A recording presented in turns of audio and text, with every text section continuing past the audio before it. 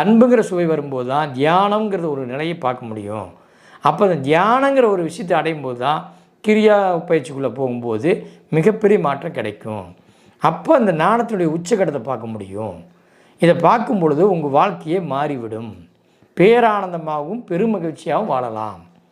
அப்போ இதுக்கெல்லாம் என்ன ஒரு வேலை அப்படின்னா, நம்ம எல்லாத்தையும் அன்பாக நடந்துக்கணும், பாசமாக இருக்கணும், பணிவோடு இருக்கணும், பொறுமையாக இருக்கணும், பொய் பேசக்கூடாது, தப்பான தீமையான விஷயங்கள் பேசக்கூடாது. இதெல்லாம் குறைச்சி வாருங்கள். உங்கள் உடல் உங்களோடு வரப்போகிறது. உங்கள் உடல் தான் உங்களுக்கு மிகப்பெரிய துணை.